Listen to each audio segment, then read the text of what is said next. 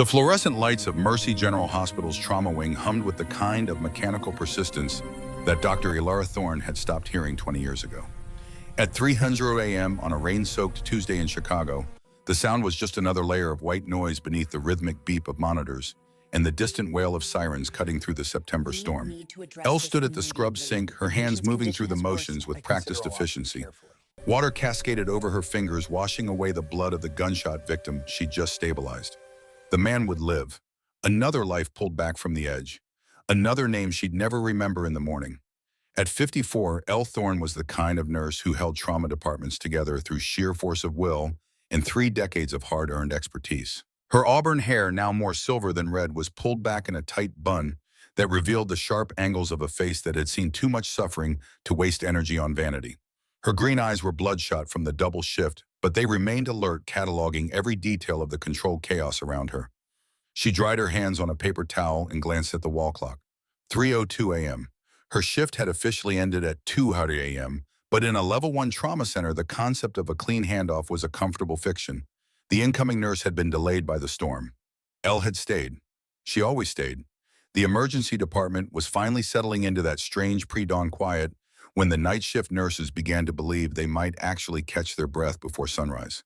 Elle walked through the bay, her sneakers squeaking against the polished linoleum. She checked the whiteboard one last time, a habit ingrained so deeply it was practically involuntary. All beds accounted for, all patients stable or stable enough. She moved toward the staff locker room, her body registering the exhaustion her mind had been suppressing for the past 12 hours. Her lower back ached with the specific kind of pain that came from too many hours bent over operating tables and trauma gurneys. Her knees, never quite the same after a slip on black ice 3 winters ago, sent little jolts of protest with each step.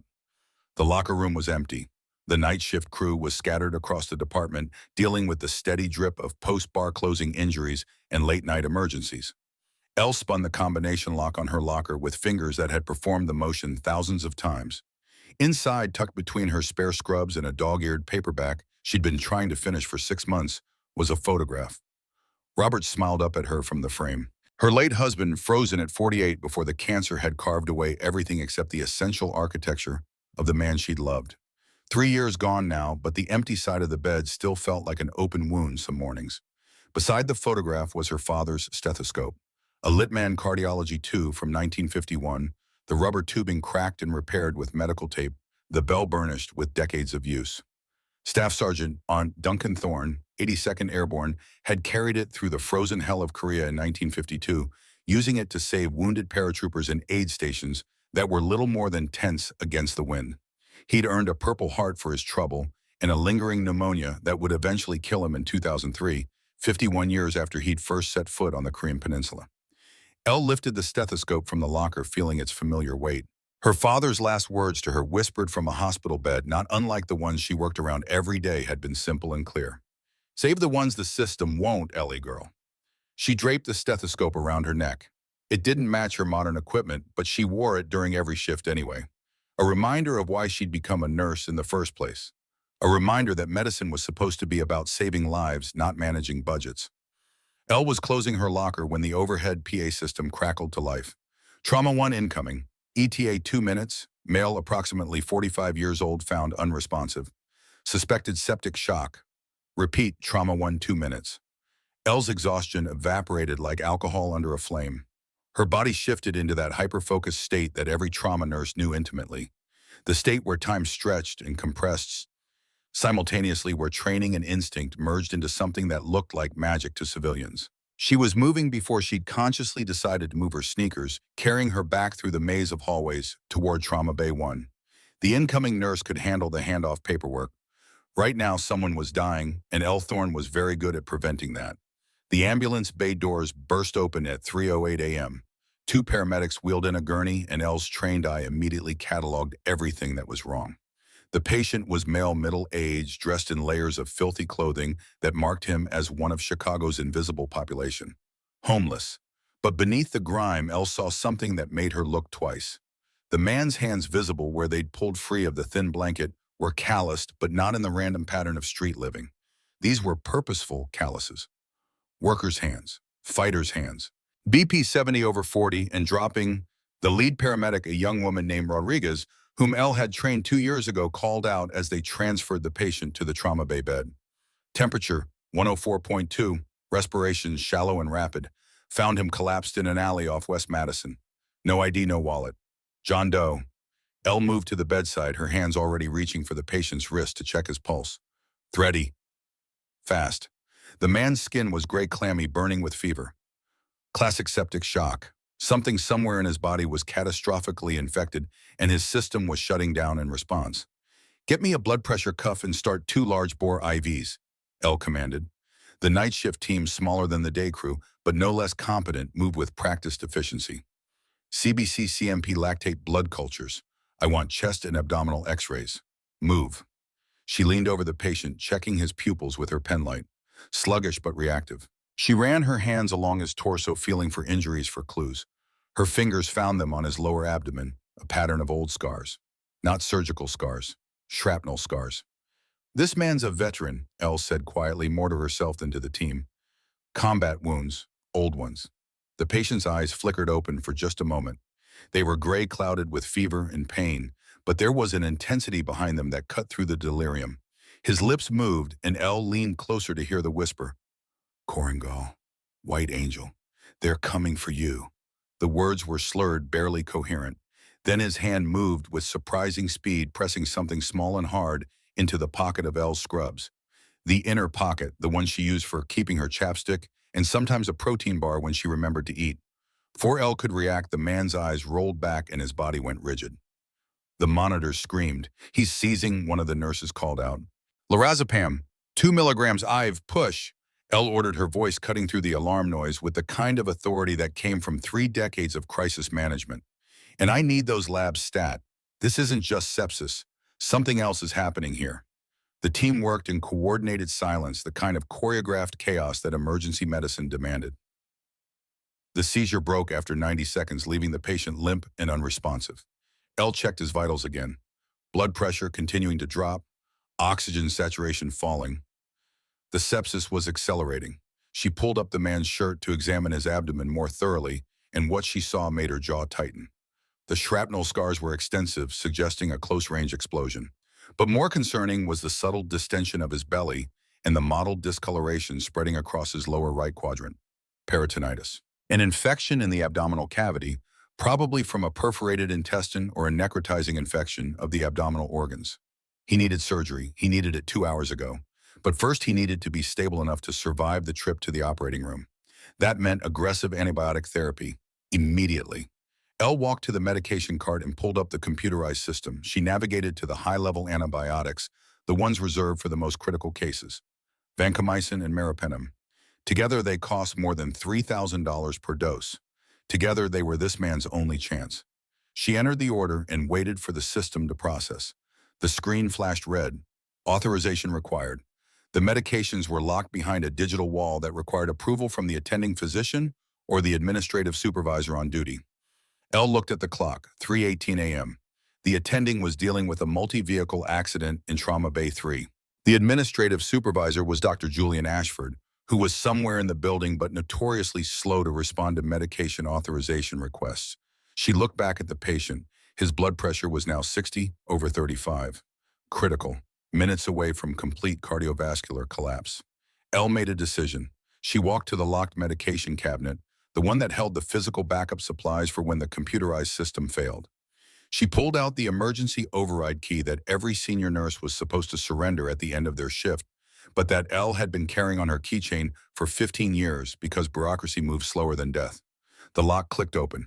Elle pulled out the vials of vancomycin and meropenem, drew them up into syringes with practiced efficiency, and administered them through the patient's IV line. The entire process took less than 90 seconds. She closed the cabinet, returned the key to her pocket, and updated the paper chart with the medications she'd given. She knew exactly what she'd just done. She'd violated hospital protocol. She'd bypassed the authorization system. She'd stolen, according to the accounting department's way of thinking, $3,200 worth of medication. She'd also saved a man's life. The patient's vitals began to stabilize within 10 minutes. His blood pressure crept back up to 78/42. Not good, but no longer immediately fatal. His oxygen saturation improved. The antibiotics were working, buying them time to identify the source of the infection and plan the next steps. Elle stood at the bedside watching the monitors, feeling the familiar mixture of relief and exhaustion that came with pulling someone back from the edge. She'd done it. Another life saved, another name she'd never remember. She was so focused on the patient that she didn't hear the footsteps behind her until a voice cool and clipped with a faint British accent spoke from the doorway. "De Thorne." A word. "Now." Elle turned. Dr. Julian Ashford stood in the threshold of the trauma bay, his arms crossed, his expression unreadable. At 45, Ashford was the hospital's vice president of medical affairs, a position that made him more administrator than physician these days. But Elle knew his history. Royal Army Medical Corps, served in Basra during the Iraq War, trauma surgeon before he'd moved into hospital management. He was also, according to the staff gossip, someone who followed protocols with religious devotion. The kind of man who believed that rules existed for reasons and that violating them, even with good intentions, led to chaos. "Dr. Ashford," Elle said, carefully pulling off her gloves, "if this is about the medication authorization—" "Not here," Ashford interrupted. His eyes flicked to the patient, then back to Elle. "My office, 5 minutes." He turned and walked away before Elle could respond. Around her, the trauma team exchanged glances, the kind of glances that said they all knew what was coming. Elle had been written up before for unauthorized medication use. This time, with Ashford involved, it would be different. Elle took a breath, checked the patient's vitals one more time, and gave handoff instructions to the night nurse. Then she walked out of the trauma bay, through the emergency department, past the waiting room, where a handful of people sat in various states of misery, and up the stairs to the administrative wing. Ashford's office was on the 3rd floor, tucked away at the end of a quiet hallway that felt worlds away from the organized chaos of the trauma center. Elle knocked once and entered without waiting for permission. Ashford sat behind his desk, his fingers steepled, his expression grave. "Close the door," he said. Elle did. She remained standing. "Dr. Thorne, do you know why I asked you here?" "The vancomycin and meropenem," Elle said flatly. "I used them without authorization." "You stole them," Ashford corrected. "According to hospital policy, that's theft of property valued at over $3,000. It's a terminable offense." Elle felt her jaw tighten. That man was dying, Dr. Ashford. His blood pressure was 60/35. He had maybe 15 minutes before complete organ failure. I couldn't wait for authorization that might take an hour. "You could have called me," Ashford said. "I would have approved the order." "With respect, sir, your response time averages 45 minutes. We didn't have 45 minutes. Ashford stood, and for the first time, Elle saw something flicker across his face. Not anger, something deeper, something that looked almost like pain. "Elle," he said quietly, and the use of her first name was jarring enough that she took a step back. "I know your heart. I know you believe you're saving lives by breaking rules. But I've seen where that road leads." He walked to the window, looking out at the Chicago skyline beginning to lighten with the approaching dawn. "Basra, Iraq, 2006. I was a trauma surgeon with the Royal Army Medical Corps. We had a mass casualty event, 32 wounded in a single IED attack. I was working for 18 hours straight. I was exhausted. I was overconfident. And I made a decision to skip a step in our protocol because I thought I knew better. I thought the rules were slowing me down." He turned back to face her, and Elle saw the haunted look in his eyes. 3 soldiers died because of that decision. 3 boys who should have lived. Private James Cooper, 19 years old. Lance Corporal David Singh, 22. Sergeant Michael O'Brien, 28. I can still see their faces. I can still hear their mothers screaming when we told them. The office fell silent except for the distant hum of the hospital's ventilation system. "I came to this hospital 10 years ago, determined to make sure no one else made the mistakes I made," Ashford continued. "The protocols exist for a reason, Elle. They're written in the blood of people who died because someone thought they knew better than the system." Elle met his gaze steadily. "That man downstairs has combat wounds, Dr. Ashford. Shrapnel scars. He served just like those soldiers you lost. And he was dying. I stand by my decision." Ashford shook his head slowly. "I know you do. That's what makes this so difficult." He walked back to his desk and pulled out a folder. He opened it, revealing what looked like a hospital personnel file. Elle's personnel file. "This isn't the first time," Ashford said, flipping through pages. "Unauthorized medication use, 15 documented incidents over the past 5 years. Exceeding scope of practice, 8 incidents. Confrontations with administrators over patient care decisions, 11 incidents. Elle, you're one of the best trauma nurses I've ever seen. but you're also a liability. A liability, Elle repeated, her voice flat. The hospital board met an emergency session an hour ago, Ashford said. I was required to brief them on the incident. They've made a decision. He pulled out a single sheet of paper and slid it across the desk. Elle picked it up, her hands steady despite the cold dread spreading through her chest. It was a termination notice, effective immediately. The vote was 4-3, Ashford said quietly. I argued for suspension and remedial training, but given your history, they felt termination was the only option. I'm sorry, Elle. I truly am. Elle stared at the paper. 30 years, 3 decades of service, hundreds, maybe thousands of lives saved, and it ended with a single sheet of paper in a quiet office while the hospital continued its work 3 floors below. The patient, Elle said finally. John Doe, is he stable? Last report showed improvement, Ashford said. You saved his life. I'm not disputing that. But the rules. I know, Elle interrupted. The rules, I understand. She set the paper back on the desk and turned toward the door. Elle, Ashford called after her. She paused but didn't turn around. For what it's worth, if I could change the outcome, I would. You're a good nurse. You're a good person. But I can't protect you from the consequences of your choices. Elle didn't respond. She opened the door and walked out, leaving Ashford alone in his office with his rules and his ghosts. The walk back to the locker room felt longer than it should have. The hospital was beginning to wake up for the morning shift change. Nurses and doctors passed Elle in the hallways, some offering tired smiles, others too focused on their own concerns to notice her at all. None of them knew yet. By the afternoon, everyone would know. Hospitals were small worlds where gossip traveled faster than pathogens. Elle opened her locker for what she now realized was the last time. She took out the photograph of Robert, tucking it carefully into her bag. She removed her father's stethoscope, wrapping it in a clean towel before placing it beside the photo. 30 years of accumulated belongings, and it all fit into a single canvas tote bag. She stripped off her ID badge, the one that read, Dr. Ilara Thorne, RN Head Trauma Nurse. It felt like peeling off her own skin. She placed it on the shelf inside the locker and closed the door without spinning the lock. Someone else would clear it out properly. Someone else would catalog her belongings and send them through the administrative process. Someone else's problem now. Elle walked through the emergency department one last time.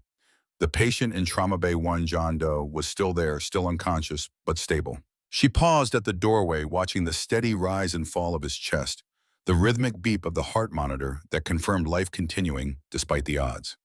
Goodbye, she whispered, though she wasn't sure if she was saying it to the patient, to the hospital, or to the version of herself that had believed she could make a difference within the system. She continued to the main lobby. The rain had lessened to a steady drizzle, and through the tall windows she could see the Chicago skyline emerging from the pre-dawn darkness. The city was waking up, life continuing indifferent to individual tragedy. At the security desk near the exit, Gene Whitmore sat with his crossword puzzle and his thermos of coffee. Gene was 68, a Korean War veteran who'd served as a Navy corpsman before spending 40 years in hospital security. He looked up as Elle approached, and his weathered face creased with concern. Rough night, Doc, he asked. Elle managed a tired smile. You could say that, Gene. Heard some rumors floating around, Gene said carefully, about you and the administrative wing. Want to talk about it? Not much to talk about, Elle said. I made a choice. Now I'm living with the consequences. Gene studied her for a long moment, then reached into his desk drawer and pulled out a small challenge coin. It was worn smooth with handling the insignia barely visible. Navy Corpsman, Korean War era. Your father was 82nd Airborne, right? Gene asked. Korea? Elle nodded. He'd be proud of you, Gene said simply. Man saves a life, he saves the whole world. That's what we were taught. You saved a life tonight, Doc. Maybe that cost you your job. But that man's still breathing because you had the guts to do what needed doing. Your father would understand that. Elle felt her eyes burn with tears she refused to shed. She reached out and gently pushed the coin back toward Gene. Keep it. You earned it. You earned it too, Gene said. Different war. Same fight. Elle squeezed his shoulder once, then turned toward the exit. The automatic doors slid open and the rain-damp air hit her face like a baptism. She stepped out into the September morning, pulling her jacket tighter against the chill. The parking lot stretched before her half empty at this hour. Her car, a 15-year-old Honda Civic with a crack in the windshield and a temperamental starter, waited in its usual spot under a broken streetlight. She'd been meaning to get the windshield fixed for 2 years. Now it seemed like the least of her problems. Elle was halfway across the parking lot when the sound reached her. Low at first, almost inaudible under the patter of rain, then growing louder. The deep, powerful rumble of multiple high-performance engines. She turned. 3 vehicles were approaching the hospital from the east entrance, moving with purpose and precision. Not ambulances, not police cruisers. These were matte black Chevrolet Suburbans, the kind of vehicles that screamed federal government or private military contractor. They had no visible markings, no license plates on the front bumpers, windows tinted so dark they might as well have been solid metal. The Suburbans didn't slow down as they approached the emergency department ambulance bay. They accelerated. Then, with a synchronized screech of tires on wet pavement, all 3 vehicles came to an aggressive stop directly in front of the ER entrance, blocking the entire ambulance access area. Elle stopped walking. Something cold and sharp twisted in her gut. This wasn't right. This wasn't normal. The doors of all 3 Suburbans opened simultaneously and 6 men stepped out into the rain. They moved like predators. That was Elle's first thought. Not like civilians, not even like police officers or soldiers following standard protocol. These men moved with the kind of fluid, coordinated precision that spoke of years of training in situations where hesitation meant death. They were dressed in full tactical gear, plate carriers over their chests, the kind that held level 4 ceramic armor plates capable of stopping rifle rounds. Thigh holsters with suppressed pistols that Elle's experienced eye identified as Sig Sauer P-226s, the preferred sidearm of naval special warfare operators. And each man carried an HK-416 carbine held in low-ready position, muzzle pointed at the ground, but immediately accessible. Their faces were hard and weathered skin darkened by years of exposure to harsh sun and harsher conditions. Most of them wore beards, the practical length favored by operators who spent time in regions where facial hair was a cultural norm. All of them wore tactical sunglasses despite the pre-dawn darkness, and as they moved toward the hospital entrance, they moved in formation, a diamond pattern. 4 operators at the cardinal, points 2 in the center. The formation used to protect high-value assets during hostile extractions. Elle's heart hammered against her ribs. Her nurse's instinct, the same instinct that could spot a crashing patient from across a crowded trauma bay, was screaming that something was very, very wrong. The lead operator was a massive man, easily 6'2", with shoulders that strained against his tactical vest. His beard was auburn, shot through with gray, and a jagged scar bisected his left eyebrow, pulling it into a permanent, skeptical arch. Despite the tactical gear and weapons, there was something about his movement that struck Elle as familiar, though she couldn't place why. The 6 operators reached the automatic doors of the emergency department. The doors slid open with their usual cheerful chime, a sound so incongruous with the armed men entering that Elle almost laughed. Almost. She should run. That was the rational response. Armed men storming a hospital meant one of 2 things, either a terrorist attack or a high-level federal operation. Either way, a fired trauma nurse with a canvas tote bag had no business being anywhere near it. But Elle's feet wouldn't move. She stood in the rain watching through the tall lobby windows as the operators entered the hospital.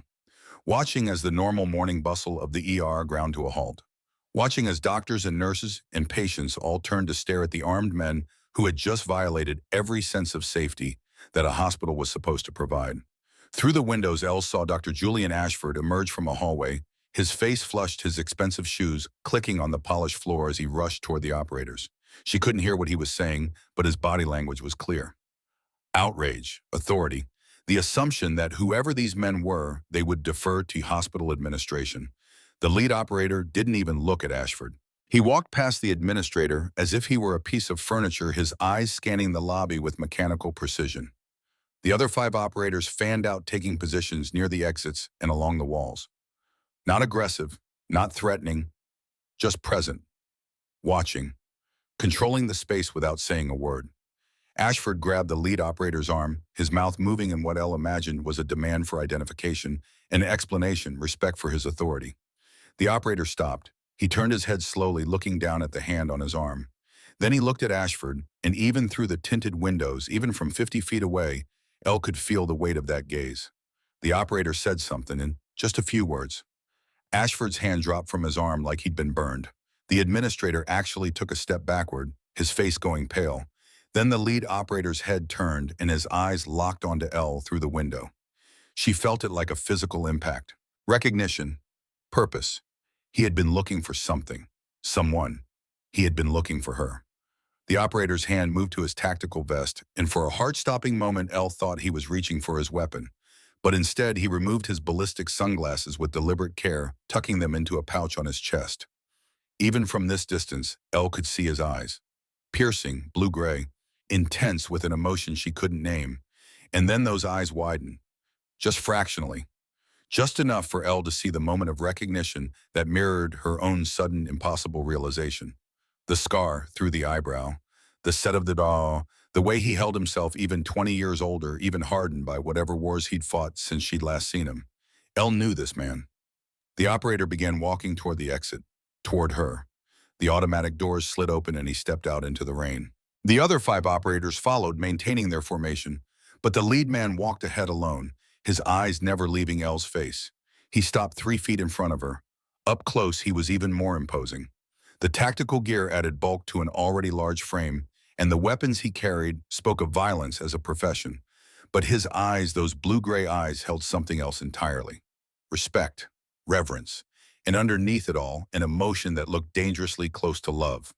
The operator snapped his heels together with parade ground precision.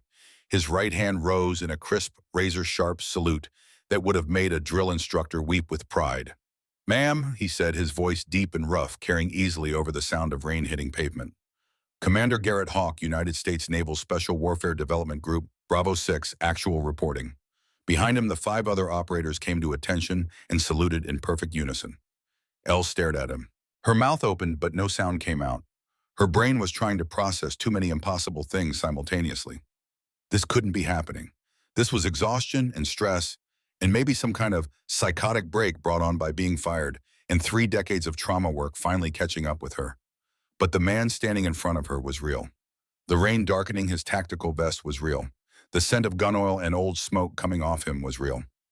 "We have been searching for you, ma'am, since the Kandahar operational files were declassified in March 2019, Commander Hawk continued. His voice was formal, almost ceremonial, but there was an undercurrent of emotion threatening to crack through. "Authorization for contact came through last week. Ma'am, permission to speak freely." Elle's voice finally found itself. It came out as barely more than a whisper, rusty with shock. "Garrett," the formal military bearing cracked just for a moment. The commander's eyes closed briefly, and when they opened again, they were wet. "I told you I'd find you," he said, his voice dropping to something more human, less soldier. "Took me 20 years in a congressional security review, but I told you I'd find you, Elle. The White Angel. I told you." Elle felt the canvas tote bag slip from her numb fingers. It hit the wet pavement with a soft thump, and somewhere in the back of her mind, she worried about her father's stethoscope, about the photograph of Robert, about all the small pieces of her life now sitting in a puddle. But most of her mind was somewhere else entirely. Afghanistan, August 2004. Fire and blood and the howl of incoming mortars. A boy's face so young it still had childhood roundness in the cheeks covered in blood and dust and terror. Blue-gray eyes looking up at her with the knowledge that he was dying. "You flatlined," Elle whispered. "They called time of death. On the Chinook to Bagram. You were dead." "Coded twice," Commander Hawk confirmed. A ghost of a smile touched his scarred face. "Flatlined for 90 seconds the second time. But you gave me an order, ma'am. You looked at me while you were compressing my chest, breaking my ribs, and you said, 'Live, Marine.' I order you to live." He took a step closer, and Elle could see the old surgical scar on his neck, partially hidden by his beard. The scar from the emergency tracheotomy she'd performed with a ballpoint pen and a pocket knife because there hadn't been proper equipment and his airway had been crushed. "Seemed rude to disobey," Hawk said quietly. Behind them, through the hospital windows, Elle could see people gathering. Staff, patients, security. Gene Whitmore was on his radio, probably calling the police. Dr. Ashford stood frozen near the entrance, his face a mask of confusion and growing horror. None of it mattered. Elle looked up at the man she'd saved 2 decades ago. The boy who'd become a commander raised the ghost who'd returned from the dead. "Why are you here?" she asked, though part of her already knew the answer, already felt the terrible, wonderful weight of it settling over her shoulders. "Because we owe a debt," Commander Hawk said simply. "Because the White Angel saved 14 operators on August 17th, 2004, and then disappeared from official records. Because you were scrubbed from the files for your own protection, and we've been searching for you ever since we got clearance to access the declassified reports." He glanced back at his team, then at the hospital, then back to Elle. And because right now, ma'am, you're in danger. The patient you treated tonight, Agent Callum Brennan, he wasn't homeless. He was one of ours. And the people who poisoned him are coming for you. Elle felt the world tilt slightly on its axis. The exhaustion, the firing, and now this. It was too much. Too surreal. I don't understand, she said. You will, Commander Hawk replied. He held out his hand. But first we need to get you out of here. We have about 8 minutes before Aegis Tactical Response Team arrives. After that, things get complicated. Elle looked at his hand. Calloused, scarred, the hand of a man who'd spent 20 years in the worst places on Earth doing things that would never make it into official reports. A hand reaching out to pull her from one life into another. Behind her was Mercy General Hospital. 30 years of service, a job she'd just lost, an identity that no longer existed. The safe known world of protocols and procedures, even if it had ultimately rejected her, in front of her was the unknown. Danger, questions that promised answers she probably didn't want to hear, and 6 heavily armed operators who had apparently spent 5 years looking for a nurse who'd broken the rules to save their lives. Elle looked down at her tote bag sitting in the rain, her father's stethoscope, the one he'd carried through Korea, the one he'd passed to her with instructions to save the lives the system wouldn't. She bent down, picked up the bag, and when she straightened, she placed her hand in Commander Garrett Hawk's.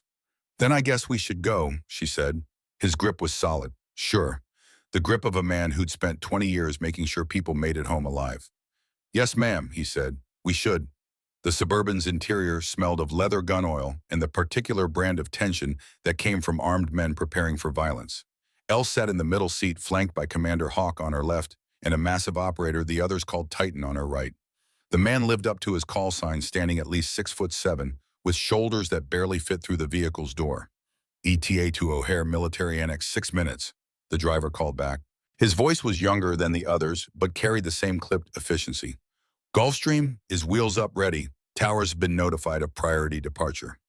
Elle clutched her tote bag against her chest, her mind still struggling to process the last 10 minutes. The hospital was already disappearing behind them, swallowed by Chicago's pre-dawn streets.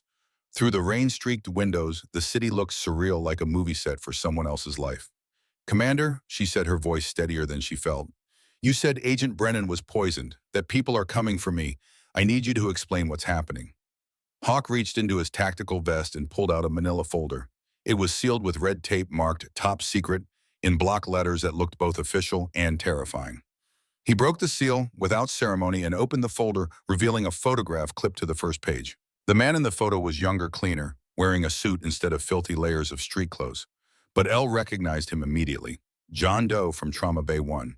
The man she'd saved with stolen antibiotics 3 hours ago. Agent Callum Brennan, Hawk said, CIA Special Activities Division. 22 years of service, most of it deep cover in places that don't officially exist. For the past 18 months, he's been embedded in a private military contractor called Aegis International. He flipped to the next page, which showed what looked like corporate letterhead. Aegis International, with an address in McLean, Virginia, and a logo that featured an eagle and a shield. Aegis was founded in 2008 by Richard Kane, former Delta Force operator, dishonorable discharge following an incident in Fallujah that's still classified.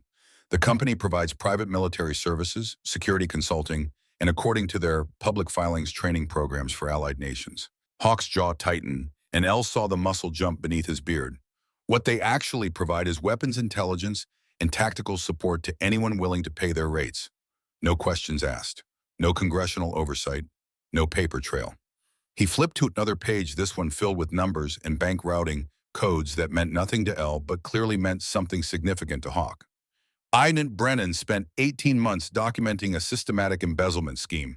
$4.2 billion siphoned from Department of Defense contracts over the past 5 years. Ghost weapons purchases that never reached the intended military units. Aegis has been reselling American military hardware to cartels in Mexico, warlords in Somalia, and Taliban remnants in Afghanistan. Elle felt her stomach turn. $4 billion. 4.2, Hawk corrected. Brennan's documentation is exhaustive. Serial numbers, wire transfers, audio recordings. Everything needed to bring down not just Aegis, but several Pentagon officials and at least one senator who's been covering for them. The Suburban took a sharp turn and Elle grabbed the door handle to steady herself. Through the windshield, she could see the distinctive fence line of O'Hare Airport's restricted military section. 2 weeks ago, Brennan's cover was blown, Hawk continued. We don't know how. Could have been a leak at CIA, could have been simple bad luck. But Aegis found out they had a mole and they responded the way they always respond to problems. He flipped to another page, this one showing a medical report with a radiation symbol in the corner. Polonium-210, Hawk said, Russian FSB signature toxin. Extremely rare. Extremely lethal. Brennan was dosed approximately 40 hours before he showed up at Mercy General. He knew he was dying. He had maybe 72 hours from exposure to complete organ failure. L's medical training kicked in, automatically processing the information. Polonium is primarily an alpha emitter. The poisoning would cause acute radiation syndrome, damage to bone marrow, gastrointestinal tract, possibly neurological effects. But the immediate presentation would be septic shock from secondary infections. Hawk finished. Exactly. The radiation destroys the immune system. Any bacteria already present in the body becomes lethal. Brennan knew he wouldn't live long enough to get the evidence to his handlers, so he made a choice. The Suburban slowed as they approached a guard station. The driver flashed credentials L couldn't see, and the barrier lifted without question. They drove through, entering a section of airport that looked nothing like the civilian terminals. Unmarked hangars, military vehicles, and in the distance, a sleek Gulfstream jet with running lights, illuminated engines already spooling. Brennan tracked to Mercy General because he'd done his research, Hawk said. He knew that hospital had a trauma nurse with a history of breaking protocols to save patients. Someone who wouldn't let red tape kill a dying veteran. Someone with a military medical background who might understand what she was carrying. Elle's hand moved unconsciously to the pocket of her scrubs. She felt the small, hard shape of the micro SD card that Brennan had pressed into her hand.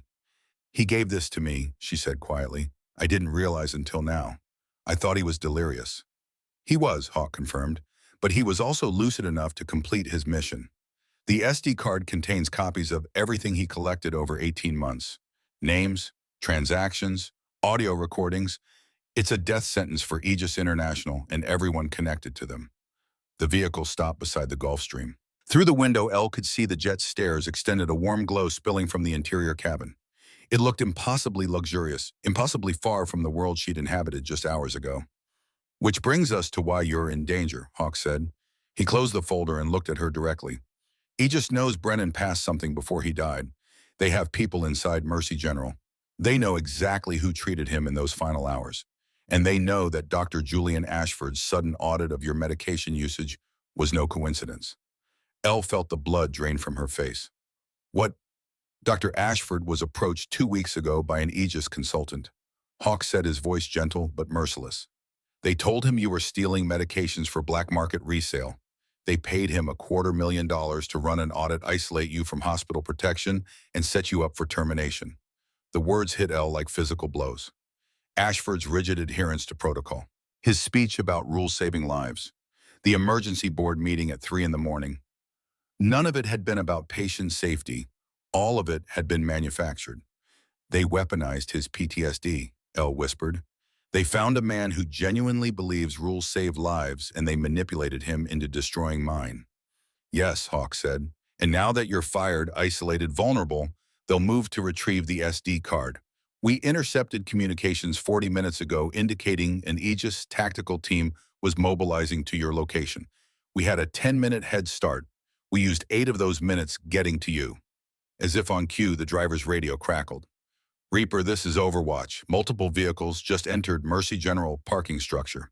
6 tangos dismounting, professional movement armed. You were right about the timing. Hawk keyed his own radio. Copy Overwatch. We're secure at the bird. Status on our +1, Doctor. Ashford just exited the hospital, the voice on the radio reported, moving to the parking structure. Wait, he's approaching the Aegis team. They're talking. Ashford looks agitated. Elle's breath caught. Whatever Ashford's role had been in this conspiracy, she couldn't believe he'd knowingly put her life in danger. The man she'd seen in his office had been genuinely haunted by the deaths of his soldiers. He'd been rigid, yes, rule-bound to the point of causing harm, but not evil. Overwatch, maintain observation, Hawk ordered. Do not engage unless Dr. Ashford is in immediate danger. Copy that. Wait, Ashford's getting animated. Oh Christ, he just threw a punch at one of the tangos.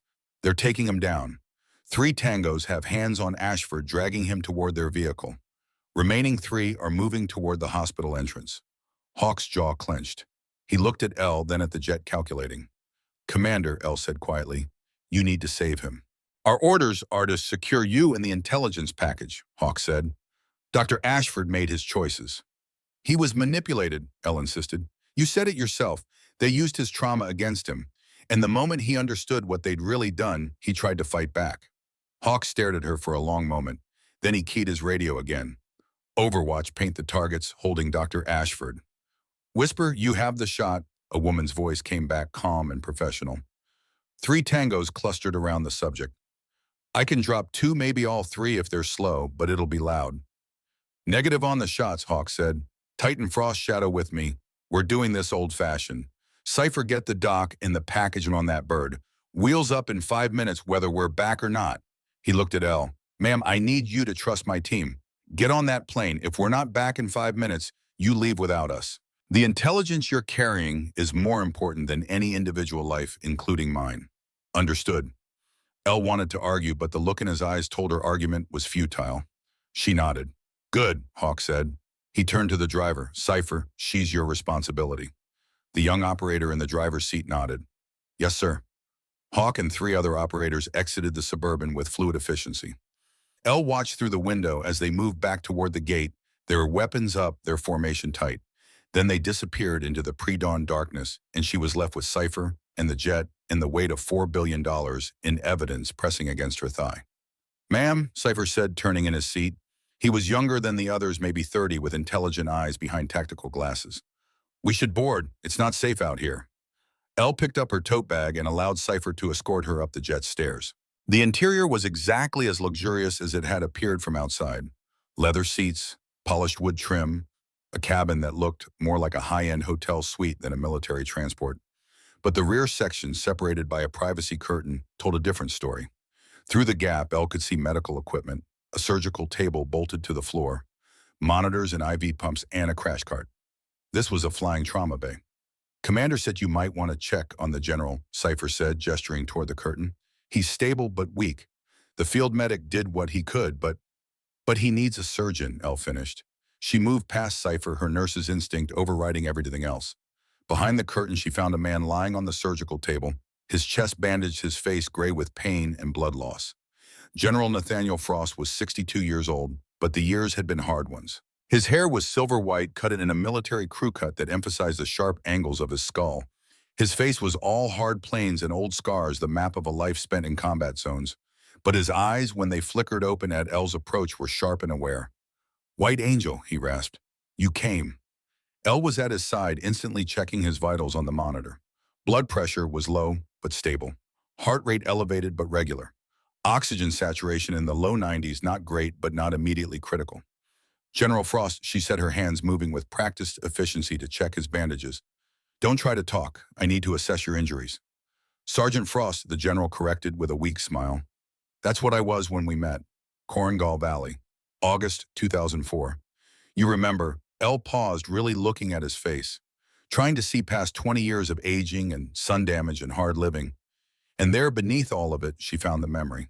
A sergeant, early 40s, leading a rescue team into a collapsing firebase. The man who'd pulled her off Lance Corporal Hawk's body after she'd used herself as a human shield against falling debris. You pulled me out, Elle whispered. You said, White Angel, we got him now. You can let go. You didn't want to let go, Frost said. Took 3 of us to pull you off that boy. You fought us like a wildcat, convinced we were going to let him die. That's when I knew. Knew what? That you were exactly the kind of crazy that makes for the best combat medics, Frost said. He coughed, and Elle saw blood fleck his lips, not a good sign. Internal bleeding possibly, or a lung injury the field medic had missed. General, I need you to stop talking, Elle said firmly. She pulled back the bandage on his chest, revealing 2 entry wounds. Gunshots, one just below the right clavicle, the other in the right lateral chest at the 5th intercostal space. Both had been packed with hemostatic gauze, but the packing was soaked through. How long ago? Elle asked Cypher, who'd followed her into the medical bay. 6 hours, Cypher replied. He was extracting Agent Brennan's sister from her home in Arlington when Aegis hit team showed up. General took 2 rounds covering her escape. 6 hours. Too long for wounds this serious to go without definitive surgical care. Elle checked the general's breath sounds with her stethoscope, her father's stethoscope, pressing the bell against his chest and listening with the focus that had defined 30 years of practice. Silence on the right side. Complete silence. And when she percussed the chest, the sound was dull, not resonant. Hemothorax. Blood filling the pleural cavity, collapsing the lung. He needs surgery, Elle said. Immediately. This isn't something a field medic can handle. That's why Commander Hawk went to find you, Cypher said. General refuses conventional medical care. Says the moment he enters a hospital system, Aegis will track him. Their reach extends into every major hospital in the DC corridor. He says you're the only one he trusts. Elle looked at the equipment surrounding the surgical table. It was good equipment, military grade, probably better than what she'd had available in Kandahar. But this was a jet, on the ground, waiting to take off into turbulence and pressure changes and all the factors that made flying surgery a nightmare scenario. I can't do this alone, Elle said. I need assist. I need another pair of hands. I can assist, a voice said from the cabin entrance. Elle turned. Dr. Julian Ashford stood in the doorway of the medical bay, his expensive shirt torn at the shoulder, his face bruised, his hands zip-tied in front of him. Behind him stood Commander Hawk, his HK-416 held casually but with the implicit promise of violence if needed. Dr. Ashford was very insistent about coming along, Hawk said dryly. Something about needing to fix what he'd broken. I figured you should make the call, ma'am. Elle looked at Ashford, the man who'd fired her 3 hours ago. The man who'd been manipulated into destroying her career and nearly getting her killed. He looked back at her with eyes that held guilt and determination in equal measure. They told me you were stealing medications, Ashford said quietly. Black market resale to fund a gambling addiction. They had documentation, bank records showing cash deposits, surveillance photos of you meeting with known criminals. It all looked legitimate. He took a step forward and Hawk's hand tightened on his weapon, but Ashford didn't seem to notice. When Commander Hawk told me the truth, showed me the real intelligence, I realized what they'd done. They'd used my fear, my trauma from Basra, my rigid adherence to protocol, and they'd turned me into a weapon against the best trauma nurse I've ever known. His voice cracked. I can't undo the firing, Elle. I can't give you back your career. But I can help you save this man's life. I'm a trauma surgeon. I'm rusty, I'm damaged, but I'm still licensed and I can still work. Please, let me help fix what I broke. Elle looked at him for a long moment. 30 years of nursing had taught her to read people, to see past the surface to the truth underneath. What she saw in Julian Ashford was genuine remorse, genuine desire for redemption. She turned to Hawk. Cut him loose, I need him. Hawk produced a tactical knife and sliced through the zip ties in one smooth motion. Ashford rubbed his wrists, wincing, then looked at Elle. What do you need, he asked. Scrub, Elle said, pointing to a small sink in the corner of the medical bay. Then I'm going to walk you through the general's injuries. We need to evacuate the hemothorax, repair what's bleeding, and get him stable enough to survive whatever happens next. She turned to Hawk. Commander, we need to be on the ground for this. I can't operate in flight, not with injuries this severe. Hawk shook his head. Negative, ma'am. Aegis has more people coming. We have a 4-minute window before this airport becomes a combat zone. We take off now or we don't take off at all. Then people will die, Elle said flatly. General Frost will die. Possibly others if something goes wrong during flight. I can't. You can, a weak voice interrupted. General Frost had his eyes open, looking at Elle with an intensity that cut through his pain. White Angel, you operated on Commander Hawk in a tent that was actively collapsing under mortar fire. You can handle a little turbulence. General, with respect, this is different, Elle argued. The aircraft movement, the pressure changes during ascent, will be handled by the best pilot in naval special warfare, Frost interrupted. Call sign Maverick, former FA-18 driver. He can keep this bird steady as an OR table if anyone can. He coughed again, more blood on his lips. And more importantly, Doctor, you don't have a choice. Because in about 3 minutes, Aegis is going to storm this hangar and everyone in this aircraft is going to dawn if we're still on the ground. So you can operate while we fly, or you can watch me bleed out while we fight off 20 armed contractors. Your call. Elle looked at the general, then at Ashford, then at the medical equipment surrounding them. Every instinct screamed that this was insane. Surgery on a moving aircraft in potentially hostile airspace with a patient who might not survive the altitude change alone. But she'd done insane before. Kandahar had been insane. Performing thoracic surgery with mortars landing close enough to shake the instruments off her tray had been insane. Using herself as a human shield to protect an unconscious Marine had been insane. This was just another Tuesday in the life of Alara Thorne. Fine, she said. We operate in flight, but Commander, you tell your pilot that the moment I say we need to descend, he descends.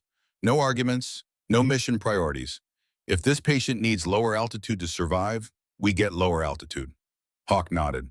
Understood, ma'am. I'll brief Maverick. He spoke into his radio, relaying instructions, then looked back at Elle.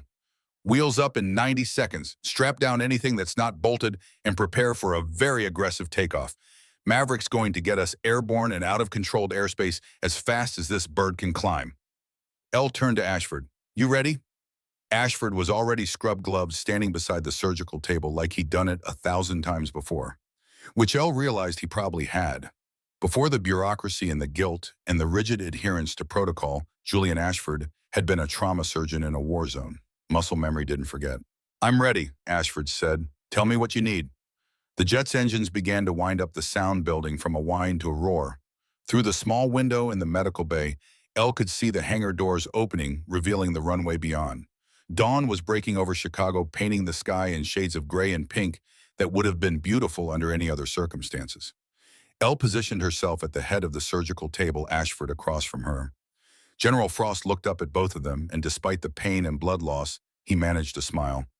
Just like old times, he said, saving lives while the world burns around us. Just like old times, Elle agreed. She placed her hand on his forehead, a gesture of comfort she'd performed countless times over 30 years. General, I'm going to put you under now. When you wake up, we'll be somewhere safe.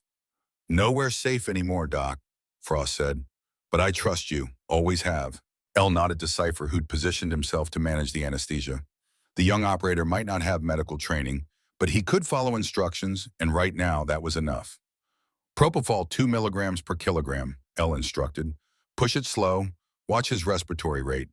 Cypher administered the drug, and within seconds, General Frost's eyes fluttered closed. His breathing slowed to a steady rhythm. The monitors showed vitals that were concerning, but stable.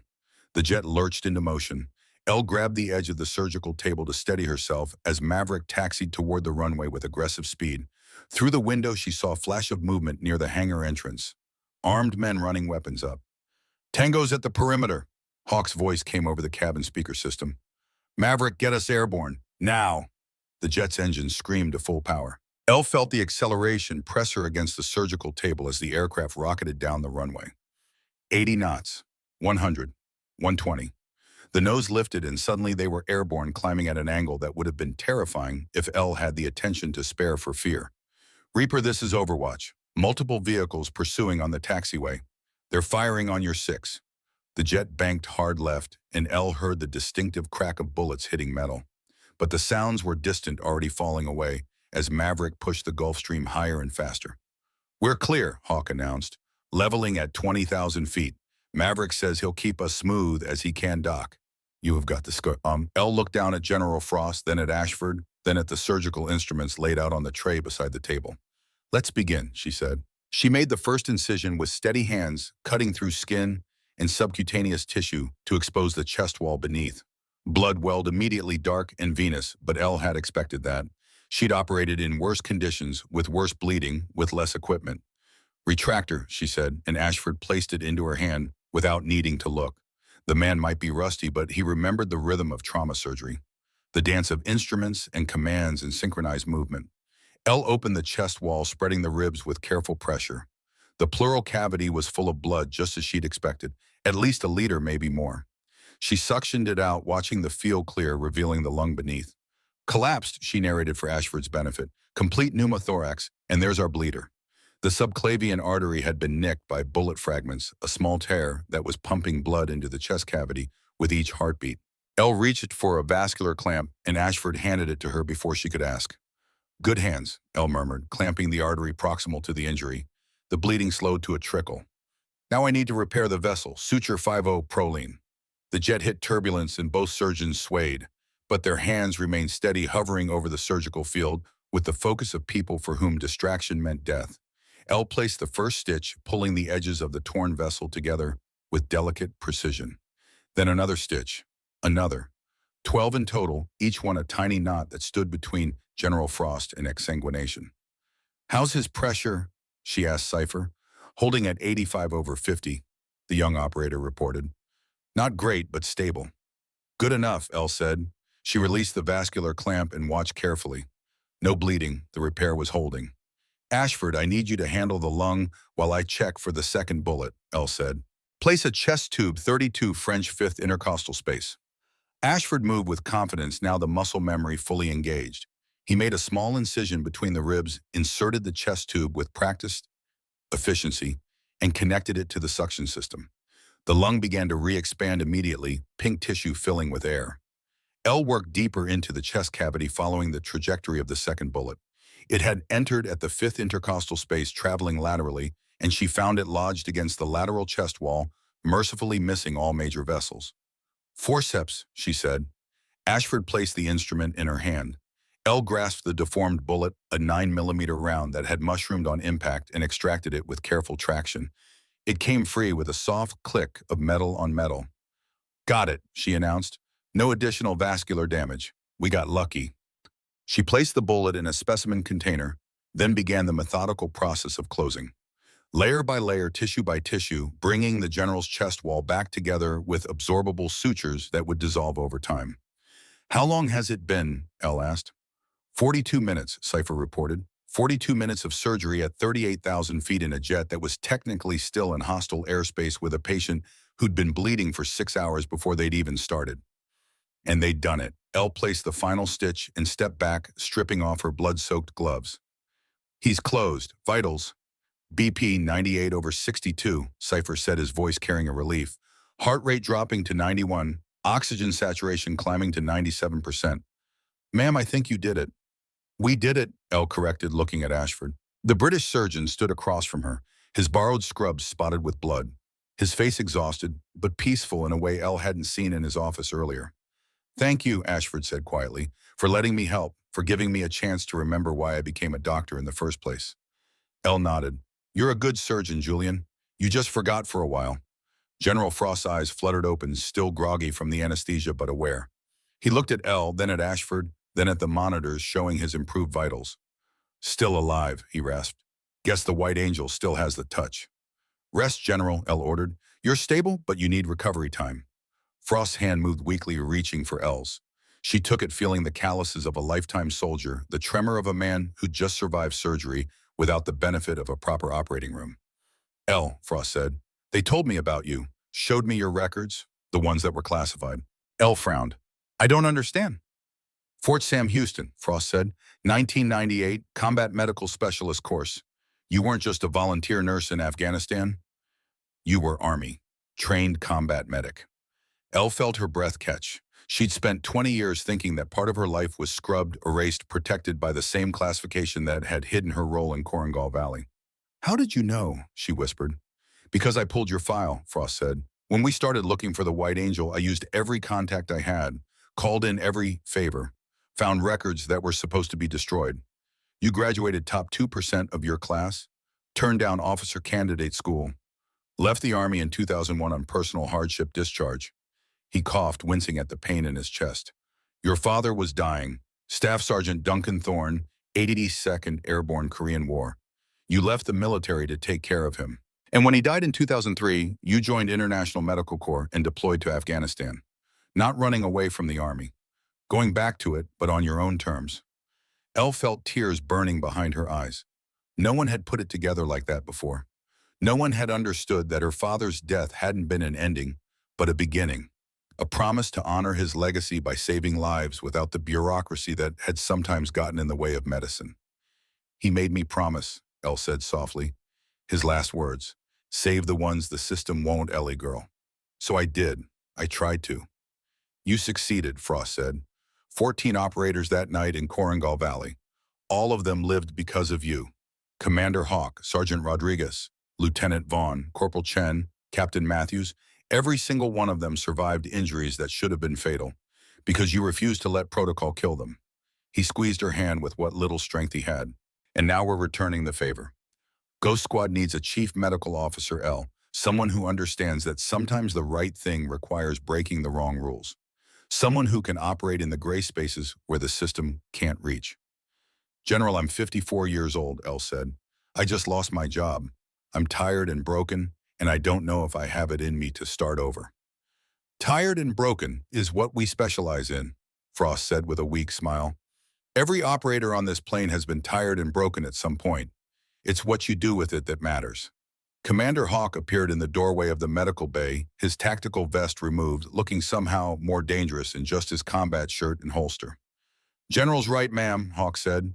We're not asking you to be young. We're not asking you to be a soldier. We're asking you to be exactly what you've always been. A healer who isn't afraid to stand between death and the people who deserve to live. He pulled out a flight suit, navy blue with a patch on the shoulder. Elle took it, running her fingers over the embroidered design. An angel with steel wings holding a medical caduceus in hands that looked strong enough to hold life itself. Ghost Squadron, Hawk said.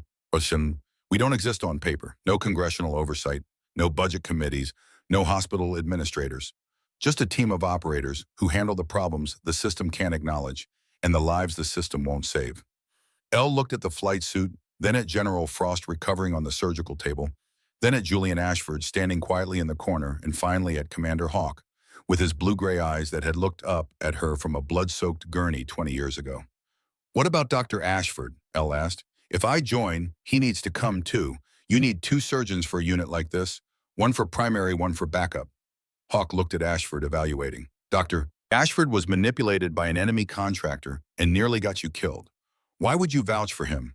Because he made a mistake, Elle said, and then he tried to fix it, because he's a talented surgeon who's been hiding from his trauma for 18 years, and because everyone deserves a second chance, Commander. Isn't that what this whole operation is about?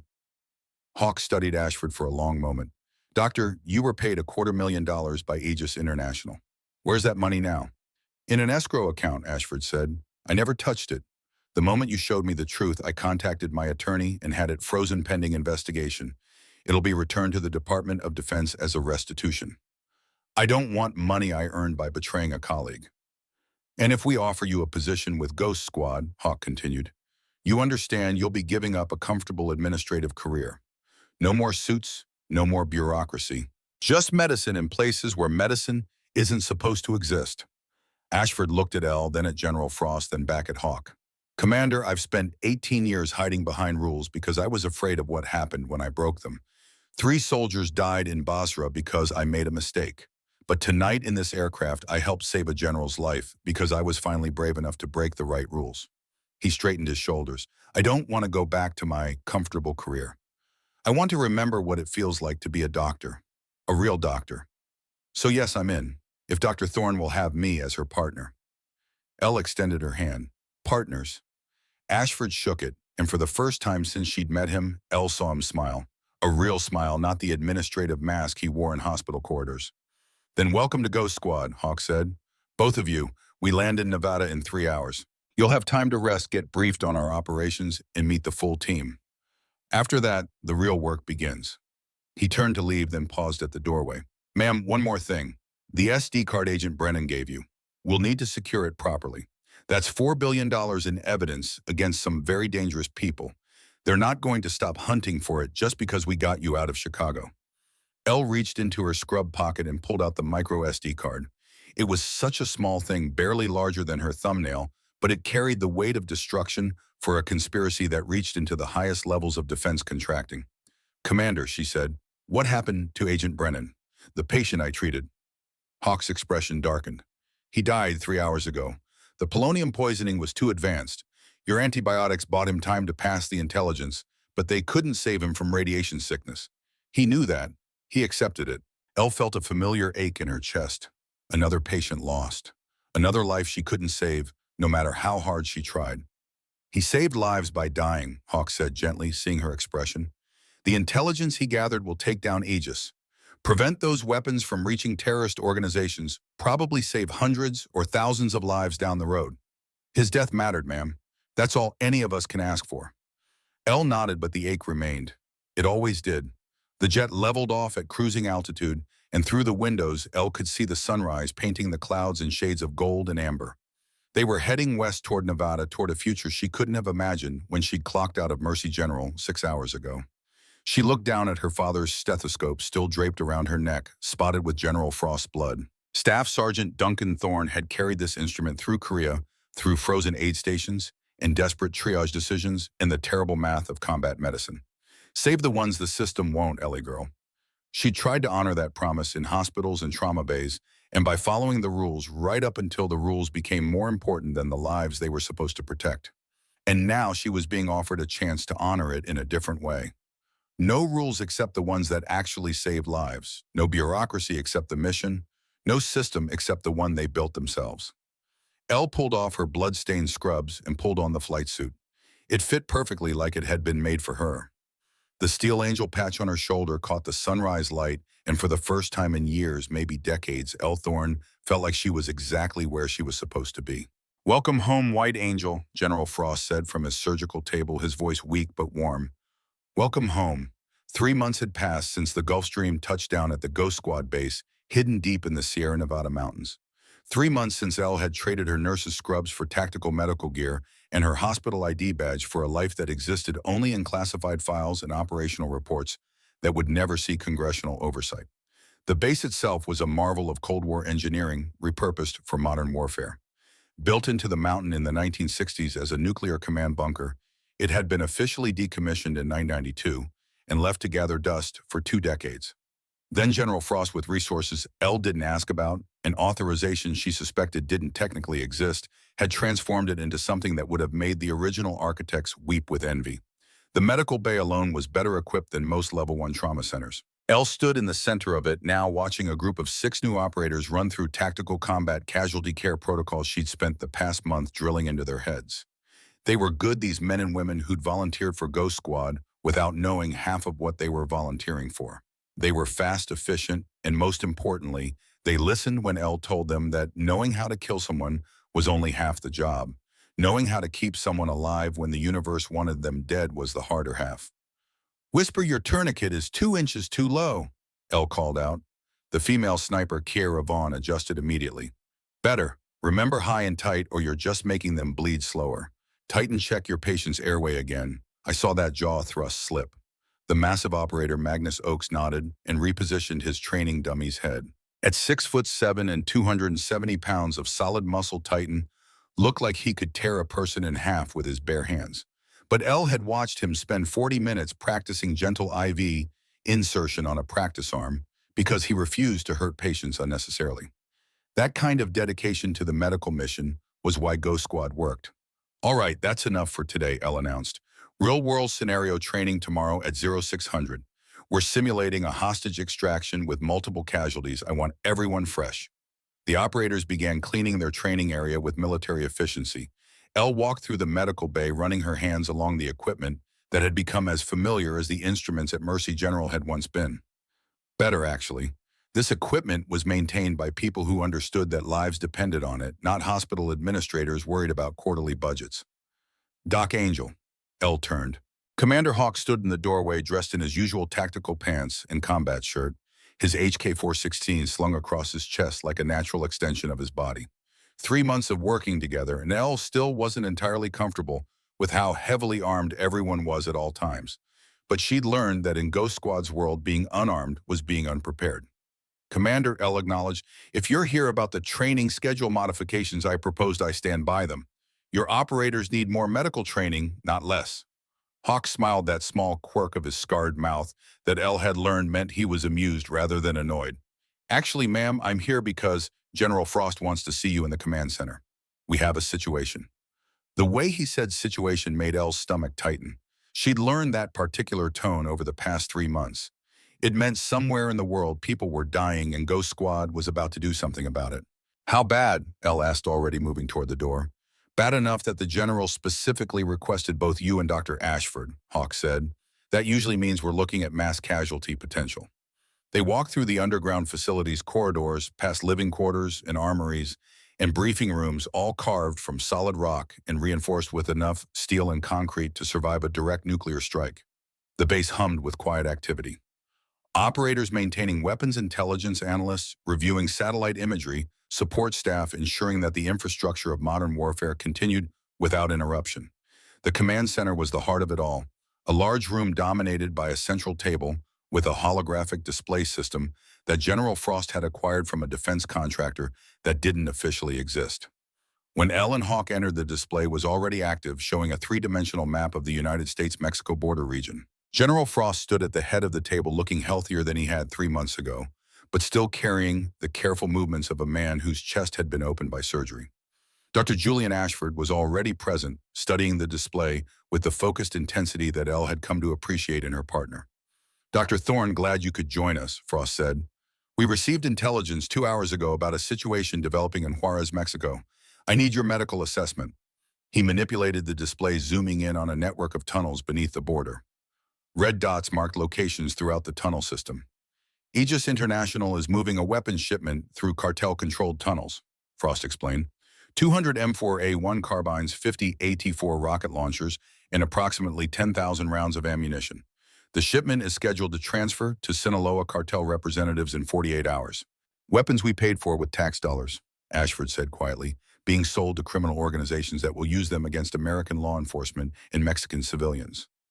Correct, Frost confirmed, but that's not the only problem. The cartels are holding hostages in the same tunnel complex. 12 people, humanitarian aid workers, who were grabbed from a clinic in Juarez 3 days ago. He highlighted another section of the display showing a cluster of life signs in what appeared to be a large underground room. 3 of the hostages are doctors, Frost continued. The rest are nurses and support staff.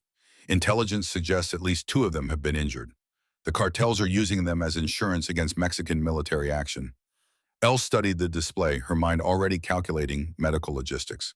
If we extract 12 hostages from a hostile tunnel complex, at least half of them will need immediate medical care. Dehydration, malnutrition, possible, torture, injuries. And if the extraction goes hot, we're looking at potential gunshot wounds, blast injuries, crush injuries from tunnel collapse. Exactly why I need both my surgeons on this operation, Frost said. He looked between Elle and Ashford. This isn't a training exercise. This is a full combat operation in denied territory. If something goes wrong, there's no backup. No medevac to a friendly hospital. You'll be treating casualties in a tunnel that might be collapsing around you while cartel sicarios and Aegis contractors try to kill everyone involved. When do we leave? Elle asked. Frost smiled grimly. That's my chief medical officer. Wheels up in 4 hours. Commander Hawk has tactical command. You and Dr. Ashford will be positioned in a mobile trauma unit, an armored MRAP vehicle we've converted into a rolling surgical suite. You'll enter the tunnel complex behind the assault team and set up a forward aid station. He manipulated the display again, showing the tactical approach. Assault team consists of Commander Hawk, Titan, Whisper, Cypher, Boomer, Frost Jr., and Shadow, 7 operators against an estimated 25 hostiles, 15 cartel, 10 Aegis contractors. We have surprise and superior training. They have numbers and home field advantage. Those odds aren't great, Ashford observed. They never are, Hawk said. That's why we train. Doc, you need to understand something. Once we're in those tunnels, extraction becomes complicated. If the assault goes sideways, your medical bay might become a combat zone. Are you prepared for that? Elle thought about Kandahar, about operating in a tent while mortars fell close enough to shake her instruments, about using her body to shield a dying Marine from collapsing debris, about every impossible situation she'd faced over 30 years of emergency medicine. Commander, I've been preparing for that my entire career, she said. I'm ready. So am I, Ashford added. I didn't join Ghost Squad to hide in the medical bay. If our people are in danger, I go where I'm needed. Frost nodded approvingly. Good. Briefing for the full team is in 2 hours.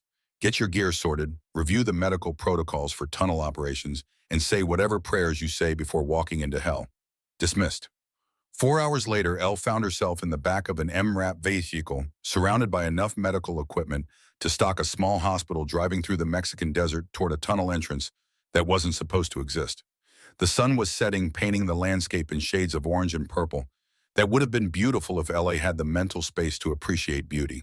Dirt Ashford sat across from her, checking and rechecking their surgical kits with the methodical focus of a man preparing for the worst and hoping for the best. Over the past 3 months, they developed an efficient working relationship. Ashford's trauma surgery skills, rusty at first, had returned with practice. Elle's nursing experience complemented his surgical technique perfectly. They'd operated together on 2 previous Ghost Squad missions, both times saving lives that conventional military medicine would have written off. The MRAP lurched to a stop, and Commander Hawk's voice came through the comm system. Doc Ashford, we're at the tunnel entrance. Assault team is going in. We'll secure the approach and signal when it's clear for you to follow. Estimated time to contact 3 minutes. Through the armored windows, Elle could see the assault team moving toward what looked like an abandoned warehouse. 7 operators moving with the fluid coordination of people who trained together so long they could communicate through gesture and instinct alone. Hawk took point, his HK-416 up and ready. Titan followed, carrying his M240B machine gun like it weighed nothing. Whisper moved with her signature grace, her suppressed rifle tracking potential threats. The others filled in the formation, a perfect killing machine wrapped in human flesh. They disappeared into the warehouse, and for 3 minutes that felt like 3 hours, Ellen Ashford waited in the armored vehicle, listening to the staccato bursts of radio traffic that marked the assault team's progress. Contact front 3, tangos down. Explosives detected, Boomer is marking for breach. Tunnel entrance secured, medical, you're clear to advance. The MR-app driver, a young operator named Harris, started the engine and drove slowly toward the warehouse. The vehicle was too large to fit through the tunnel entrance, so LL and Ashford would have to carry their gear on foot from this point forward. They'd planned for this, breaking their medical supplies into modular backpacks that could be transported through confined spaces. Elle shouldered her pack, feeling the familiar weight of equipment that meant life or death. Beside her, Ashford did the same, and together they exited the MRAP and entered the warehouse. The tunnel entrance was a jagged hole in the concrete floor, barely 4 feet wide, with a metal ladder descending into darkness. Elle could hear the distant echo of gunfire below, the sharp crack of rifles in enclosed spaces. Ladies first, Ashford said with a hint of his old British humor. Elle descended the ladder, her hands finding the rungs by feel more than sight. The tunnel at the bottom was carved from raw earth, the walls shored up with timber that looked disturbingly unstable. Lights had been strung along the ceiling, powered by generators that throbbed somewhere in the distance. Hawk appeared from the shadows ahead, his weapon still raised, his face painted with tunnel dust and cordite residue. 50 meters ahead, we've got a junction point, he reported. Left tunnel leads to the weapons cache. Right tunnel leads to the hostages. Both are defended. We're splitting the team. I'm taking Titan, Whisper, and Cypher left to secure the weapons. Boomer, Frost Jr., and Shadow are going right for the hostages. Where do you need us? Elle asked. Right tunnel, Hawk said. Boomer reports at least 2 hostages are in bad shape. They need medical attention before we can move them. Set up your aid station at the junction point. Anyone who needs stabilization gets sent back to you. He looked at both of them, his expression serious. And Doc, if Aegis CEO Richard Kane is here, he's mine. Don't try to treat him if he goes down. Some people don't deserve saving. Before Elle could respond to that disturbing statement, Hawk was moving again, leading his half of the team deeper into the tunnel system. Elle and Ashford found the junction point and began setting up their aid station with practiced efficiency. Surgical drapes on the ground. Instrument trays arranged within easy reach. IV supplies ready. Trauma bags organized by priority. They'd been working for maybe 5 minutes when the first casualty arrived. Whisper came around the corner, moving fast but controlled, blood streaming down her right leg. Behind her, Titan carried a wounded operator over his shoulder like a sack of grain. Contact went hot. Whisper reported, her voice tight with pain but steady. Aegis contractors had a sniper position we didn't see. Got me in the thigh, got Frost Jr. in the chest. Vest stopped the round, but he's got broken ribs and he's coughing blood. Elle was already moving her hands, reaching for Whisper's leg. The blood was bright red and pulsing arterial. Femoral artery partially severed. Without immediate intervention, Whisper would bleed out in minutes. Ashford, take Frost Jr., Elle commanded. I've got Whisper. She laid the female operator down, her moving with the speed of 3 decades of emergency medicine. Pressure point at the groin, her fingers finding the femoral artery and compressing hard enough to slow the bleeding. Whisper's face went white, but she didn't make a sound. Tourniquet, Elle said, and Titan handed her one with shaking hands. The giant operator looked terrified, but he was following instructions, and that was all Elle needed. She applied the tourniquet high and tight, cranking it until the arterial bleeding stopped. Whisper's leg would survive without blood flow for up to 2 hours. That gave Elle time to do this right. I need to open you up, Elle said, looking into Whisper's eyes. No anesthesia, just local lidocaine. It's going to hurt. Do it, Whisper said through gritted teeth. Elle made the incision, her scalpel cutting through skin and muscle to expose the damaged artery. Blood welled immediately, but she'd expected that. She suctioned it away, identified the tear in the vessel wall, and clamped it with a hemostat. Suture 5-0 proline, Elle said, but when she looked up, Titan wasn't there. The big operator had moved to help Ashford with Frost Jr., who was indeed coughing blood, a sign of pulmonary contusion or possibly a pneumothorax despite the vest protection. Elle was alone with Whisper in a tunnel that might collapse at any moment, with an arterial repair that needed both hands and someone to assist. "Talk me through it," Whisper said. "I can't see the wound, but I can hold instruments if you tell me what to do." Elle looked at the female sniper, at the determination in her eyes despite the pain and blood loss. This was why Ghost Squad worked, because every operator understood that the mission continued even when things went sideways. "Can you reach the instrument tray?" Elle asked. Whisper twisted her upper body, her face contorting with pain, but she got her hand on the tray. "Got it." "Blue-handled forceps," Elle instructed. "Pick them up and hold them near the wound. Don't move until I tell you." Whisper followed the instruction perfectly. For the next 4 minutes, Elle worked with Whisper as her assistant, the operator holding instruments and suture material, while Elle repaired her own artery. It was the most surreal surgical experience of Elle's career, but it worked. "Last stitch," Elle announced. She tied off the suture, removed the vascular clamp, and watched carefully. No bleeding. The repair was holding. "You just assisted on your own vascular surgery," Elle said, applying a pressure dressing over the wound. "That's got to be some kind of record." Whisper laughed weakly. "Put it on my performance review." An explosion rocked the tunnel. Dirt and rocks rained down from the ceiling. Elle threw herself over Whisper's body, protecting the fresh surgical site from debris. When the dust settled, she looked up to see Ashford doing the same thing with Frost Jr. "Boomer must be breaching the hostage room," Ashford said. "That was C4, at least 4 ounces." More gunfire echoed through the tunnels, closer now. Elle could hear shouting in Spanish and English, the chaos of a firefight in confined spaces where every bullet ricocheted unpredictably. Hawk's voice crackled over the radio. "Medical be advised, we have the weapons cache secured and Kane in custody, but the tunnel is structurally compromised. Boomer's breach destabilized the entire section. We need to extract now." "We have 2 patients who can't move," Elle responded. "Whisper needs a stretcher, and Frost Jr. shouldn't be walking with his chest injuries." "Negative on the stretchers," Hawk said. "Tunnel's too narrow. Tighten your carrying Whisper. Shadow, you've got Frost Jr. Everyone moves now or we're all buried." The tunnel shuddered again, a deep groan of earth and timber that sounded like the death rattle of something enormous. Dust poured from the ceiling and curtains.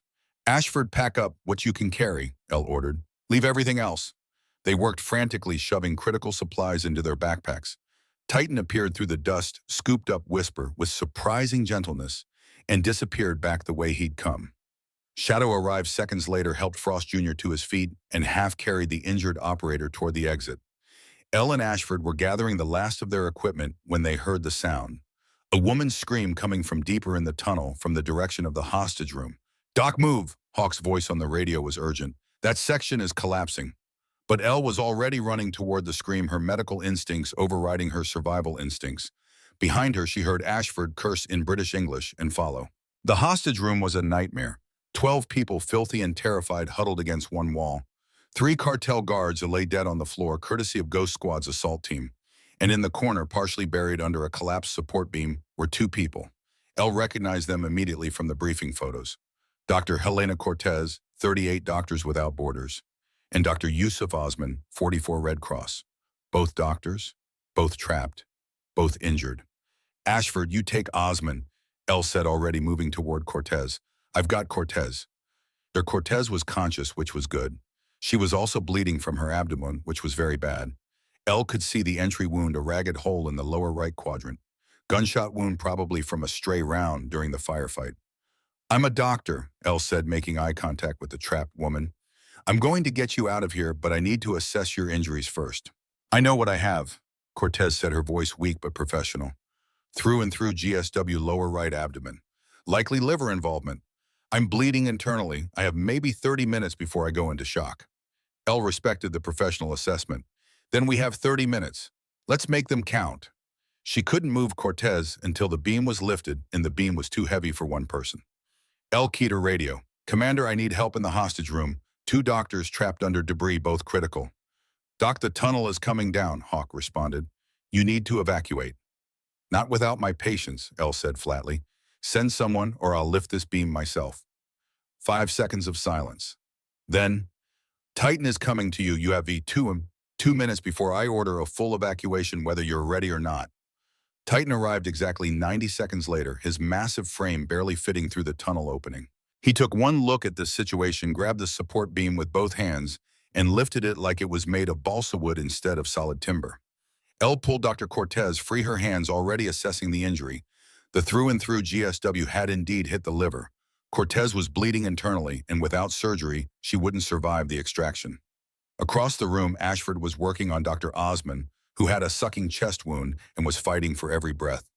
"We can't transport them like this," Ashford called over. "They'll both die before we reach the surface." "Then we operate here," Elle said. "Oh, are you insane?" Ashford shouted. "The tunnel is literally collapsing around us. And our patients will die if we move them." Elle countered. "So we operate. Now, you handle the chest wound, I'll handle the abdominal bleed. We have 15 minutes. Go." Elle had performed surgery in impossible conditions before, but this was somehow worse than Kandahar. At least in Afghanistan, she'd had a tent that approximated sterile conditions. Here she had dirt and falling debris and the constant threat of being buried alive. But she also had a patient who needed her, and that was the only thing that mattered. Elle made the incision, opening Dr. Cortez's abdomen with her surgical scalpel. Blood poured out dark and venous.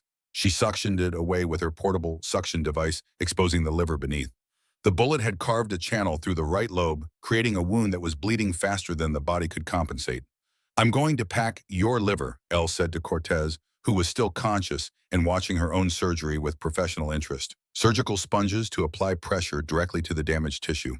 It's temporary, but it'll keep you alive until we can get you to a proper OR." She worked quickly, shoving surgical lap sponges into the wound cavity, packing them tight against the bleeding liver. The blood flow slowed to a manageable level. She couldn't close the abdomen completely, not with the packing in place, but she could approximate the wound and apply pressure dressings. "You're stable enough to move," Elle announced. "Barely." Across the room, Ashford had inserted a chest tube into Dr. Osman's pleural cavity, evacuating the air that had been collapsing his lung. Osman was breathing easier now, his oxygen saturation climbing on the portable monitor. "Mine too," Ashford confirmed. The tunnel groaned again, louder this time. Cracks appeared in the ceiling, spider webbing across the rock like frozen lightning. "Everyone out!" Hawk's voice boomed from somewhere nearby. "Now!" Titan grabbed Dr. Cortez. Ashford supported Dr. Osman, and Elle led the remaining hostages toward the exit. They moved as fast as injured people and exhausted rescuers could manage, half running through tunnels that were shedding dirt and rocks like a living thing, trying to shake them loose. Behind them, sections of tunnel collapsed with sounds like distant thunder. The lights flickered and died, leaving only the glow of tactical flashlights to guide them through the darkness. Elle's lungs burned, her legs screamed, but she kept moving, kept pushing, kept dragging the hostage in front of her toward the ladder that meant life instead of death. They reached the ladder. Operators were already pulling hostages up, moving them with urgent efficiency. Elle watched as Titan carried Dr. Cortez up the ladder, one-handed, his other hand maintaining pressure on her abdomen. Ashford guided her Osman up behind them, supporting the injured doctor's weight. "Your turn, Doc," Hawk said, appearing beside Elle. His face was covered in dirt and blood, and she realized with the start that he'd been shot. His left shoulder was bleeding, but he was still moving, still leading, still making sure everyone else got out first. "You're hit," Elle said. "I'm aware," Hawk responded. "And you're leaving." "That's an order, ma'am." Elle climbed the ladder, her arms shaking with exhaustion. Behind her, she heard Hawk giving final orders, making sure every operator, every hostage, every piece of critical intelligence was accounted for. She emerged into the warehouse just as the tunnel collapsed completely. The sound was apocalyptic, a roar of falling earth that shook the building's foundation. Dust exploded from the tunnel entrance, and for a terrible moment, Elle thought Hawk hadn't made it out. Then he appeared through the dust cloud, moving fast, the last man out. He'd stayed until every single person under his command was safe, and only then had he saved himself. That was leadership. That was what Ghost Squad meant. The MRAP was waiting, engine running. Elle and Ashford climbed into the medical bay, where Dr. Cortez and Dr. Osman were already laid out on the surgical tables. The other hostages were being loaded into a second vehicle, injured but alive. "We need to get them to a hospital," Ashford said. "Negative." Hawk's voice came through the comm. "Aegis has people in every hospital within 200 miles. We transport them to the base. You operate there. Doc, can they survive the flight?" Elle checked both patients' vitals. Cortez was stable with her liver packed. Osman was breathing adequately with the chest tube. Neither one was good, but both were alive. "They'll make it," Elle said, "but they need surgery within 6 hours." "Then we'd better fly fast," Hawk said. 6 hours later, Elle stood in the Ghost Squad medical bay, watching as Dr. Cortez slept peacefully in the recovery room. The definitive liver repair had gone perfectly. Ashford's work on Dr. Osmond had been equally successful. Both doctors would live. Both would eventually return to their humanitarian work, though Elle suspected they'd have some interesting stories about their rescue that they'd never be able to tell. Commander Hawk appeared in the doorway, his left shoulder properly bandaged now. Elle had operated on him too, extracting a 9mm round that had lodged against his scapula. He'd refused anesthesia, staying conscious through the entire procedure, which was either incredibly brave or incredibly stupid. All hostages are stable and being processed for return to their organizations, Hawk reported. Aegis CEO Richard Kane is in federal custody. The SD card evidence from Agent Brennan combined with the weapons we seized has triggered a full investigation. Senator Burkhart is already under subpoena. Good, Elle said tiredly. Then maybe Brennan's death meant something. It meant everything, Hawk corrected. Because of him, we found you. Because of you, we saved 14 hostages today. Because of all of us, Aegis International is finished. He paused, studying her face. General Frost wants to see you in his office. He said it's important. Elle found General Frost in his office, which was less an office and more a Spartan room with a desk, a chair, and a wall of commendations from conflicts that officially never happened. He stood when she entered, which seemed wrong given that she'd literally cut open his chest 3 months ago. Dr. Thorne, Frost said formally, thank you for coming. I wanted to inform you personally that the investigation into Aegis International has concluded. He pulled out a folder much like the one Commander Hawk had shown her on that first drive to the airport. Senator James Burkhart, chairman of the Senate Armed Services Committee, has been arrested on charges of bribery, racketeering, and conspiracy to commit treason. He was Aegis's patron, taking 5% of their profits in exchange for congressional protection. Frost smiled grimly. Agent Brennan's intelligence, the second SD card his sister provided, contained audio recordings of the senator authorizing assassinations of journalists who were investigating defense contractor fraud. The evidence is ironclad. He'll die in prison. And Aegis, Elle asked. Dismantled. Assets seized. CEO Kane is looking at life without parole. Their weapons deals have been traced and interdicted. The M4s and AT4s we seized in Juarez were the last shipment they'll ever make. Frost closed the folder. You did that, Elle? You and Dr. Ashford and every operator who trusted you enough to let you cut them open when they were dying. You saved Agent Brennan long enough for him to pass the intelligence. You saved me on that jet. You saved 2 doctors in a collapsing tunnel. You did exactly what your father asked you to do. You saved the lives the system wouldn't. Elle felt tears burning behind her eyes. She'd spent 30 years trying to honor her father's final words, and somewhere along the way she'd forgotten that honoring someone wasn't about never making mistakes. It was about never giving up. Thank you, General, she said quietly. Call me Nat, Frost said. We're past formalities, you and I. You've had your hands inside my chest cavity. That creates a certain intimacy. Elle laughed despite herself. Nat, then, what happens now? Now we rest, Frost said. For about a week. Then we get called to handle the next situation the system can't solve. And you and Dr. Ashford patch up the inevitable casualties. That's the cycle. That's Ghost Squad. He walked to the window, looking out at the Sierra Nevada mountains painted gold by the setting sun. But before that, there's something I need to tell you. Dr. Julian Ashford came to me this morning. He wants to make a permanent commitment to Ghost Squad. He's selling his house in Chicago, terminating his consulting contracts, burning his bridges with the civilian medical world. That's his choice, Elle said. Julian's found something here he lost in Basra. Purpose, redemption, the chance to be a doctor again instead of a bureaucrat. Agreed, Frost said, which is why I'm promoting him to Deputy Chief Medical Officer. He'll be your second in command, your backup surgeon, your partner in every sense of the word. He turned back to face Elle. Which brings me to you. Ghost Squad is expanding.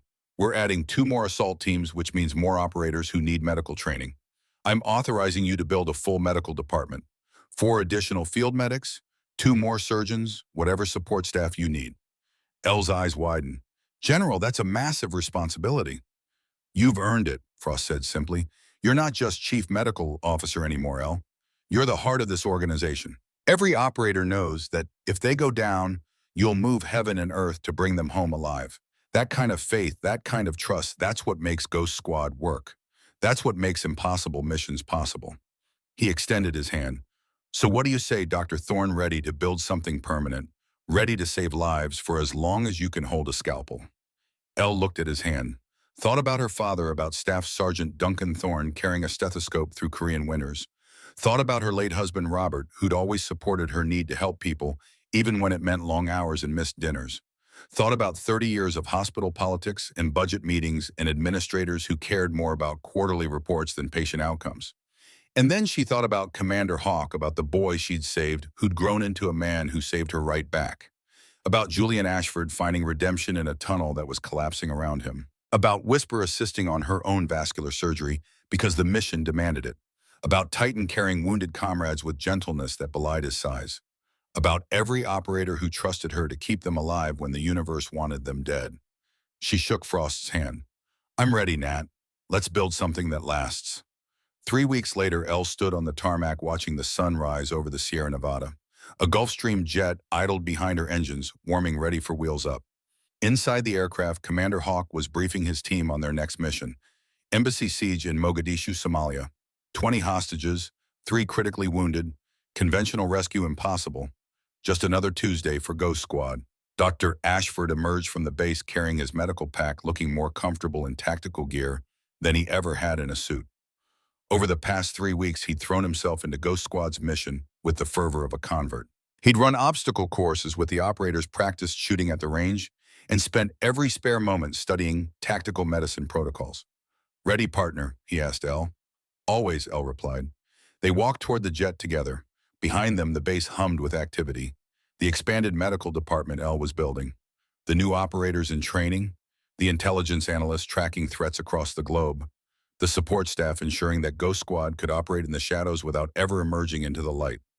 As Elle climbed the jet's stairs, she pulled her father's stethoscope from her pocket. The rubber tubing was cracked. The bell was tarnished, but it still worked. Still carried the weight of Korea and Kandahar and Juarez and every place where Elle had stood between death and the people who deserved to live. She draped it around her neck and stepped into the aircraft. Commander Hawk looked up from his tactical map and smiled. Doc Angel, glad you could make it. Wouldn't miss it for the world, Commander, Elle said. Let's go save some lives. The jet door closed. The engines roared. And as the aircraft climbed into the morning sky, Elle looked out the window at the world below. Somewhere down there, people were dying. Somewhere down there, the system was failing to protect the people it was supposed to serve on him. But somewhere down there, Ghost Squad was heading to fix it. Elle touched the steel angel patch on her shoulder, the symbol she'd earned by refusing to let protocols matter more than patience, by choosing compassion over compliance, by honoring a promise she'd made to a dying father 23 years ago. Save the ones the system won't, Ellie girl. She had, she would, she always would, because that wasn't just a promise anymore. It was who she was, the Steel Angel, Chief Medical Officer of Ghost Squad, a woman who'd lost everything and found exactly where she belonged. The jet leveled off at cruising altitude, and Elle went to work preparing her medical bay for whatever casualties the mission would bring. Dr. Ashford worked beside her, and together they built something that looked like hope. Outside the window, the sun climbed higher, painting the clouds in gold and amber. A new day, a new mission, a new chance to honor the dead by saving the living. And in the pilot's seat, Maverick pushed the throttles forward, carrying them all toward the next impossible situation that needed their particular brand of impossible solutions. Ghost Squad was wheels up and heading into the dark places where the light was needed most. And they were ready.